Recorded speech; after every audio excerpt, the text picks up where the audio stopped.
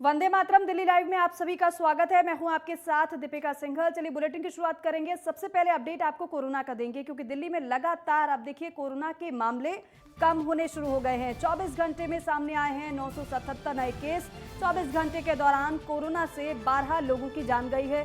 दिल्ली में कुल मिलाकर सक्रिय मामलों की जो संख्या रह गई है वो 4812 रह गई है। जो कभी 7000 से ज्यादा आंकड़ा सामने आ रहा था वो अब 900 तक सिमट कर रह गया है। तो दिल्ली में अब लगातार कोरोना के मामले कम होना शुरू हो गए हैं। 24 घंटे में 977 केसेस सामने आए हैं और इसके अलावा 24 घंटे में 12 लोगों की जान भी गई है। तो अब धीरे धीरे ही सही, लेकिन अब सामान्य सब कुछ होता हुआ नजर आ रहा है। अजय चौहान मेरे सहयोगी हमारे साथ फोन लाइन पर जुड़ गए हैं। अजय, एक समय वो था कि 7000 से ज्यादा मामले सामने आ रहे थे और अब का समय यह है कि 977 मामले सामने आए हैं, यानी कि पूरी तरीके से अब वातावरण माहौल सामान्य होता हुआ नजर आ रहा है। बिल्कुल दीपिका, देखिए अगर दिल्ली की बात करें जिसके ऊपर लगातार जो केस बढ़ते जा रहे हैं, आज जो संख्या उनकी मामूली रही है और बहुत कम स्थिति में रही है।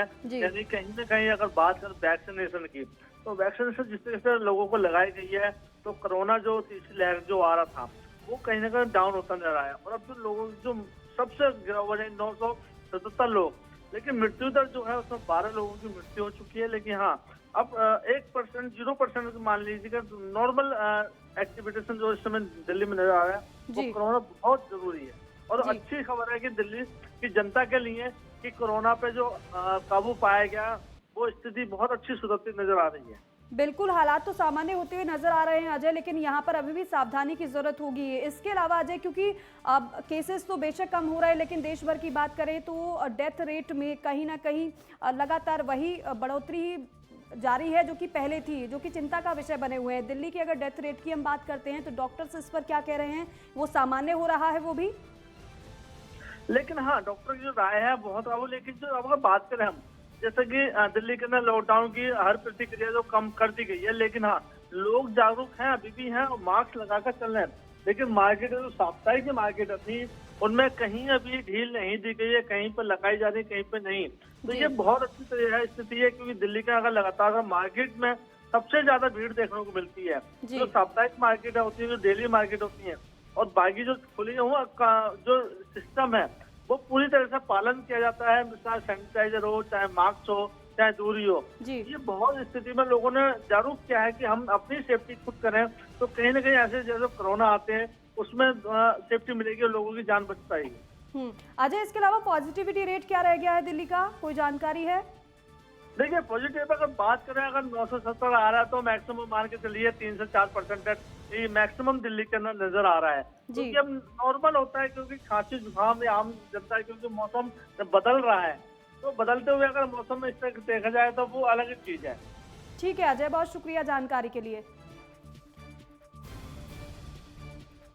चलिए आगे बढ़ेंगे। देवभूमि कहे जाने वाले उत्तराखंड में चुनावी माहौल बहुत ज्यादा इस वक्त गर्म है, क्योंकि रोजाना हर पार्टी के बड़े बड़े चेहरे उत्तराखंड में गरजते हुए नजर भी आ रहे हैं। और ऐसे में दिल्ली के मुख्यमंत्री अरविंद केजरीवाल भी चुनावी प्रचार करते हुए नजर आ रहे हैं। साथ ही उत्तराखंड के हर वर्ग के लोगों के लिए संदेश भी जारी किया जा रहा है। और इसी कड़ी में आज केजरीवाल ने उत्तराखंड के सैनिकों के लिए संदेश जारी किया है। रिपोर्ट आप देखिए। उत्तराखंड में 14 फरवरी को विधानसभा चुनाव का मतदान है। इसी के चलते सभी पार्टियां अपनी पूरी ताकत झोंक चुकी हैं। बीजेपी के बड़े बड़े दिग्गज देवभूमि के इस रण में उतरे हुए हैं। कांग्रेस भी अपनी पूरी ताकत लगा चुकी है। इस दल से उस दल का दौर भी हो चुका है। प्रत्याशियों के नामों की घोषणा भी हो गई और प्रचार तो अपने पूरे जोर शोर पर चल रहा है। लेकिन किसकी किस्मत में क्या लिखा है ये तय तो 14 तारीख को ही होगा। और किस्मत के पिटारे में किसके लिए क्या लिखा है इसकी घोषणा 10 मार्च को होगी। हर पार्टी के लिए देवभूमि के इस रण में लड़ाई का मकसद अलग अलग है। कांग्रेस जहां एक बार फिर अपने लिए सत्ता की जमीन तलाश रही है, तो बीजेपी अपने अब तक के कार्यकाल के दम पर चुनाव लड़ रही है। और आम आदमी पार्टी उत्तराखंड में खुद को तीसरे विकल्प के रूप में स्थापित करने की कोशिश में लगी है। इसके लिए आपके मुखिया और दिल्ली के सीएम अरविंद केजरीवाल उत्तराखंड की जनता से खुद भी अपील कर चुके हैं कि इस बार आपको ही मौका दें। केजरीवाल लगातार उत्तराखंड में चुनावी प्रचार कर रहे हैं। रोजाना उत्तराखंड की जनता के लिए कई संदेश भी जारी कर रहे हैं। हाल ही में उन्होंने उत्तराखंड की महिलाओं के लिए संदेश दिया। केजरीवाल ने कहा कि महंगाई बहुत बढ़ गई है, इससे सबसे ज्यादा तकलीफ औरतों को होती है। आम आदमी पार्टी की सरकार उत्तराखंड में बनेगी तो हर 18 साल से ऊपर की महिला को उसके बैंक अकाउंट में हर महीने 1,000 रुपए डाले जाएंगे। इसके साथ ही केजरीवाल ने कहा कि हमारी सरकार बनी तो आपकी बिजली भी फ्री करेंगे, शानदार सरकारी स्कूल बनाएंगे, शिक्षा फ्री करेंगे, मुफ्त इलाज भी देंगे। केजरीवाल ने लोगों से अपील करते हुए कहा कि इस बार एक नई पार्टी को ट्राई करके देखिए। नई पार्टी, नए चेहरे, नई सोच, नए आइडियाज उत्तराखंड को मिलेंगे। हमने दिल्ली में अच्छा काम किया, वही काम यहाँ भी करेंगे। उत्तराखंड की सभी महिलाओं को मेरा नमस्कार। महंगाई बहुत बढ़ गई है और सबसे ज़्यादा तकलीफ औरतों को होती है। घर तो उन्हें चलाना होता है। जब आम आदमी पार्टी की सरकार बनेगी तो आपके घर की हर 18 साल से ऊपर की महिला को उसके बैंक अकाउंट में हर महीने 1,000 रुपये डालेंगे। फिर आपको छोटे छोटे खर्चों के लिए किसी के सामने मुंह नहीं देखना पड़ेगा, किसी से पैसे नहीं मांगने पड़ेंगे। हमारी सरकार बनी तो आपकी बिजली भी फ्री करेंगे, बच्चों के लिए शानदार सरकारी स्कूल बनाएंगे, उनकी शिक्षा फ्री करेंगे, आपके परिवार का अच्छा और मुफ्त इलाज करेंगे। ये सब मिला के 5 साल में आपके परिवार को कम से कम सीधे सीधे 10 लाख रुपए का फायदा होगा। आज तक कांग्रेस ने उत्तराखंड पे 10 साल राज किया, बीजेपी ने भी 10 साल राज किया। 10 साल कम नहीं होते। एक बार और अगर इन पार्टियों को वोट दोगे तो ये कुछ नया नहीं करने वाले, सब कुछ वैसे ही पुराने ढर्रे पे चलता रहेगा। इस बार एक नई पार्टी को ट्राई करके देखिए। नई पार्टी, नए चेहरे, नई सोच, नए आइडियाज़। हमने दिल्ली में इतना अच्छा काम किया, एक मौका मिलेगा तो उत्तराखंड में भी करेंगे। उत्तराखंड में पहली बार एक ईमानदार सरकार बनाएंगे। 5 साल में हम इतना काम करेंगे कि आप बाकी सारी पार्टियों को भूल जाओगे। इसके बाद अब केजरीवाल ने उत्तराखंड के पूर्व सैनिकों को भी संदेश जारी किया है, जिसके जरिए उन्होंने उत्तराखंड के सैनिक वर्ग को साधने की कोशिश की है। उन्होंने अपने संदेश में कहा कि उत्तराखंड देशभक्तों की भूमि है और आपने तो अपनी जान की बाजी लगाकर देश की सेवा की है। फौज में 15-20 साल नौकरी करने के बाद एक सैनिक रिटायर हो जाता है और फिर रिटायरमेंट के बाद नौकरी ढूंढने के लिए दर दर की ठोकरें खाता है। एक रिटायर फौजी देशभक्त होता है, मेहनती होता है, डिसिप्लिन भी होता है। उत्तराखंड में हमारी सरकार बनेगी तो हम सभी पूर्व सैनिकों को सीधे उत्तराखंड सरकार में नौकरी देंगे और उन्हें उत्तराखंड के पुनर्निर्माण में शामिल करेंगे। उत्तराखंड के सभी पूर्व सैनिक भाइयों को मेरा नमस्कार। उत्तराखंड देशभक्तों की भूमि है और आपने तो अपनी जान की बाजी लगा के देश की सेवा की है। फौज में 15-20 साल नौकरी करने के बाद एक सैनिक रिटायर हो जाता है और फिर रिटायरमेंट के बाद नौकरी ढूंढने के लिए दर दर की ठोकरें खाता है। एक रिटायर फौजी देशभक्त होता है, मेहनती होता है, डिसिप्लिन्ड होता है। उत्तराखंड में हमारी सरकार बनेगी, हम सभी पूर्व सैनिकों को सीधे उत्तराखंड सरकार में नौकरी देंगे और उन्हें उत्तराखंड के पुनर्निर्माण में शामिल करेंगे। और हाँ, उत्तराखंड का कोई भी लाल अगर सेना, पुलिस, पैरामिलिट्री फोर्स के किसी भी ऑपरेशन में शहीद होता है तो उनके परिवार को 1 करोड़ रुपए की सम्मान राशि देंगे। पिछले 7 सालों से हम दिल्ली में भी दे रहे हैं। आज तक कांग्रेस ने उत्तराखंड पे 10 साल राज किया, बीजेपी ने भी 10 साल राज किया। 10 साल कम नहीं होते। एक बार और अगर इन पार्टियों को वोट दोगे तो ये कुछ नया नहीं करने वाले, सब कुछ वैसे ही पुराने ढर्रे पे चलता रहेगा। इस बार एक नई पार्टी को ट्राई करके देखो। नई पार्टी, नए चेहरे, नई सोच, नए आइडियाज। हमने दिल्ली में इतना अच्छा काम किया, एक मौका मिलेगा तो उत्तराखंड में भी करेंगे। उत्तराखंड में पहली ईमानदार सरकार बनाएंगे। 5 साल में हम इतना काम करेंगे कि आप बाकी सारी पार्टियों को भूल जाओगे। 14 फरवरी को झाड़ू का बटन दबा के आम आदमी पार्टी की सरकार बनाइए। बहुत बहुत शुक्रिया। केजरीवाल ने कहा कि उत्तराखंड का कोई भी लाल अगर सेना, पुलिस, पैरामिलिट्री फोर्स के किसी भी ऑपरेशन में शहीद होता है तो उनके परिवार को 1 करोड़ रुपए की सम्मान राशि दी जाएगी। पिछले 7 सालों में हम दिल्ली में भी यही दे रहे हैं। हमने दिल्ली में अच्छा काम किया, एक मौका मिलेगा तो उत्तराखंड में भी करेंगे। केजरीवाल ने आगे कहा कि उत्तराखंड में पहली ईमानदार सरकार बनाएंगे। 5 साल में हम इतना काम करेंगे कि आप बाकी सारी पार्टियों को भूल जाओगे। 14 फरवरी को झाड़ू का बटन दबा के आम आदमी पार्टी की सरकार बनाए। Bureau report, network 10। और दिल्ली में एक बार फिर से स्वच्छ दिल्ली के लिए कवायद तेज हो गई है और इसी कड़ी में उत्तरी दिल्ली नगर निगम के कमिश्नर अब मैदान में उतर गए हैं और खुद जमीनी स्तर पर निगम के कार्यों का जायजा भी ले रहे हैं। आज निगम आयुक्त संजय गोयल बुद्ध विहार निगम वार्ड पहुंचे और निगम कर्मियों के कार्यों का जायजा लेते हुए पाई गई खामियों पर उन्हें जल्द दुरुस्त करने का उन्होंने निर्देश दिया। इस दौरान निगम आयुक्त ने निगम कर्मियों की हौसला अफजाई करते हुए उन्हें सम्मानित भी किया। इस संबंध में निगम आयुक्त संजय गोयल ने कहा कि निगम द्वारा समय समय पर निगम द्वारा हर वार्ड में इस तरह का जायजा लिया जाता है जिससे निगम के अंतर्गत आने वाले कार्यों को और भी ज़्यादा मजबूती दी जा सके। इस दौरान उन्होंने स्वच्छ सर्वेक्षण पर भी कहा कि उत्तरी दिल्ली नगर निगम शुरू से ही स्वच्छता को प्राथमिकता देता रहा है और इस बार निगम द्वारा गार्बेज और टॉयलेट पर भी विशेष जोर दिया जा रहा है।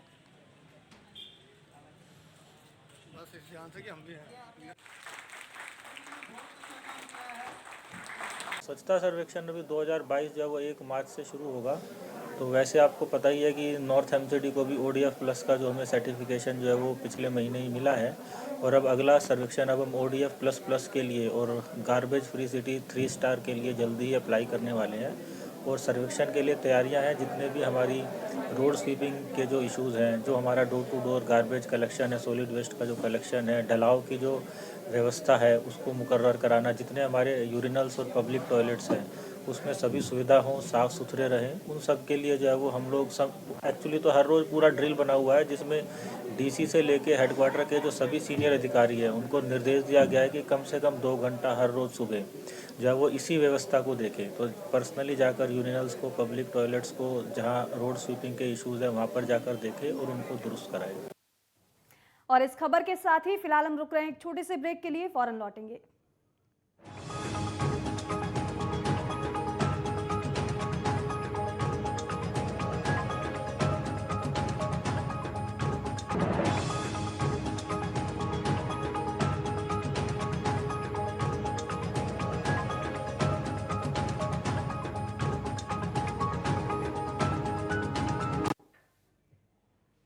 चलिए ब्रेक के बाद खबरों में आगे बढ़ते हैं। दिल्ली के जहांगीरपुरी में के BC ब्लॉक में महिलाओं की सुरक्षा के लिए महिला सुरक्षा बूथ बनाया गया है और इस बूथ को इसीलिए बनाया गया है क्योंकि महिलाओं की समस्याओं का समाधान किया जा सके और उनकी सुरक्षा का भी ध्यान रखा जा सके। आपको बता दें कि जहांगीरपुरी समेत पूरी दिल्ली में महिलाओं के साथ आपराधिक वारदातें दिन प्रतिदिन बढ़ती जा रही हैं। महिलाओं की सुरक्षा को मद्देनजर रखते हुए उत्तरी पश्चिम जिले के थानों में मार्केट के पास एक महिला सुरक्षा बूथ बनाया गया है। महिला बूथों पर महिला पुलिसकर्मी तैनात रहेंगी और अगर किसी महिला को कोई समस्या होगी तो वो वहां जाकर अपनी शिकायत दर्ज करा सकेगी।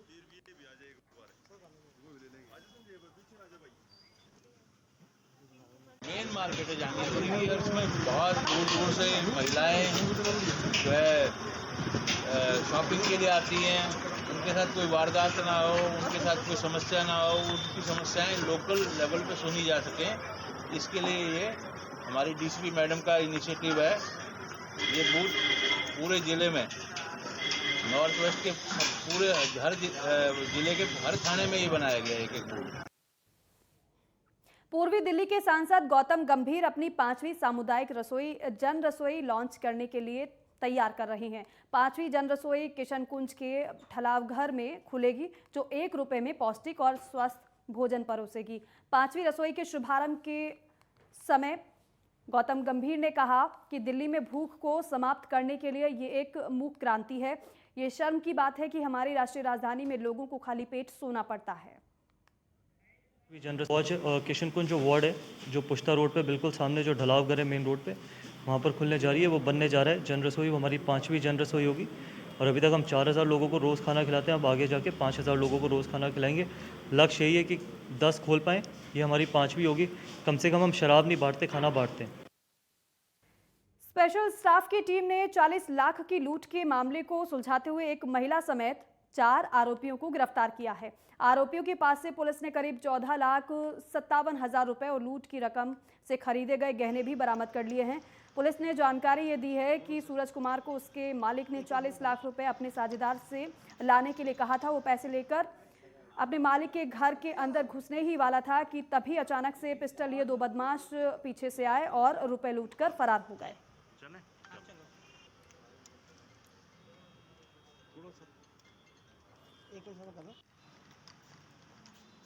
28 जनवरी को कंप्लेनेंट राकेश बंसल साहब और उनके साथ में उनका ड्राइवर सूरज ने थाने मौर्य एन्क्लेव में रिपोर्ट करी कि जब वो अपने ऑफिस से 40 लाख रुपए बैग में लेकर जा रहे थे और जब मॉडल टाउन के एरिया से जा रहे थे और पीतमपुरा पहुंचे उनके घर की तरफ, तो वहाँ पे 2 लड़कों ने उनका पीछा किया जो बाइक पे थे और उनको वेपन दिखाकर उनका जो पैसे का बैग था जिसमें 40 लाख रुपए थे उसको लूट लिया।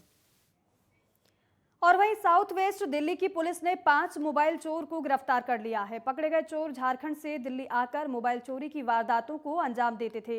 पुलिस के मुताबिक ये गैंग अब तक करीब 10,000 से ज्यादा मोबाइल चोरी कर चुका है और यहां से चोरी के मोबाइल बांग्लादेश भेजे जाते थे। ये गैंग भीड़भाड़ वाली जगहों को टारगेट किया करता था और पकड़े जाने से बचने के लिए नाबालिगों से चोरी करवाता था। पुलिस कई दिनों से इस गैंग की तलाश कर रही थी। साउथ वेस्ट डिस्ट्रिक्ट के डीसीपी गौरव शर्मा ने बताया कि एंटी स्नैचिंग सेल के सब इंस्पेक्टर मुकेश कुमार की टीम ने इस मोबाइल चोर गैंग के 2 मास्टरमाइंड समेत गैंग के सदस्यों को गिरफ्तार किया है। इनके पास से करीब 120 मोबाइल बरामद किए गए हैं, जिसमें से 34 मोबाइल आईफोन बताए जा रहे हैं और इन मोबाइल की कीमत जो है वो 60 लाख रुपए बताई जा रही है।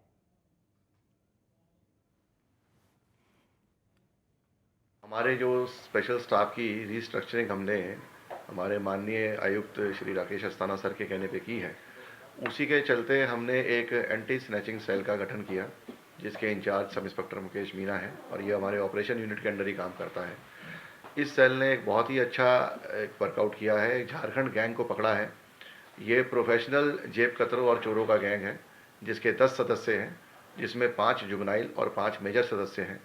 इनसे हमने 110 मोबाइल फ़ोन अब तक रिकवर कर लिए हैं जो इन्होंने बीते दिनों में चोरी किए थे दिल्ली के अंदर, और इन मोबाइलों में 55 मोबाइल हमारे अलग अलग चोरी की एफआईआरों के साथ में कनेक्ट भी हो चुके हैं। पूर्वी दिल्ली की न्यू अशोक नगर थाना पुलिस ने एक चोर को गिरफ्तार किया है। गिरफ्तार आरोपी के पास से एक चाकू और चोरी का मोबाइल बरामद हुआ है।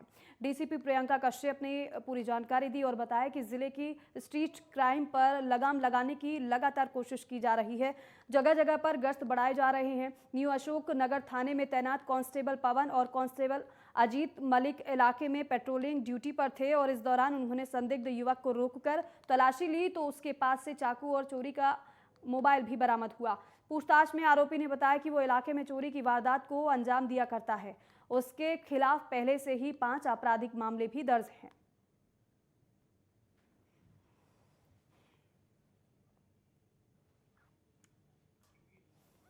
पुलिस फैमिली वेलफेयर सोसाइटी द्वारा शालीमार बाग इलाके के बीक्यू ब्लॉक मार्केट कॉम्प्लेक्स के इंडोर स्टेडियम में बैडमिंटन कार्यक्रम के उद्घाटन समारोह का आयोजन किया गया। यहां पर ओलंपिक के लिए बच्चों को बैडमिंटन सिखाया जाएगा जिससे हमारे देश के बच्चे ओलंपिक में भारत का नाम ऊंचा कर सके।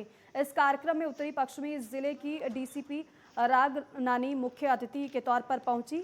मीडिया से बात भी की उन्होंने और कहा कि बच्चों का मार्गदर्शन और प्रोत्साहन करना बेहद ज़रूरी है जिससे कि वो आगे चलकर अपने देश का नाम रोशन कर सके।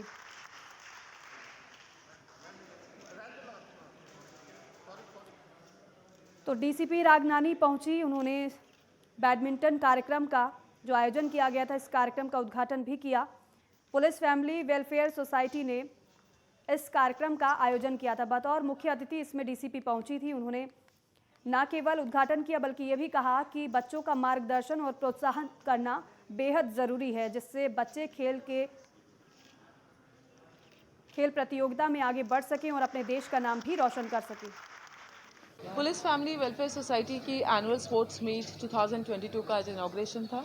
मुझे बहुत खुशी है कि मुझे यहाँ पे मुख्य अतिथि के रूप में इनवाइट करा गया और इन बच्चों का मार्गदर्शन और प्रोत्साहन करने के लिए मुझे अपॉर्चुनिटी मिली। बहुत खुशी है मिशन ओलंपिक्स की जो पुलिस फैमिली वेलफेयर सोसाइटी तैयारी कर रही है और हमारी मैडम अनु अस्थाना के निर्देशन में ये जो प्रोग्राम्स हो रहे हैं बहुत ही सराहनीय है। मैं सभी को कॉन्ग्रेचुलेट करती हूँ और मेरी तरफ से सभी को बहुत बहुत शुभकामनाएं।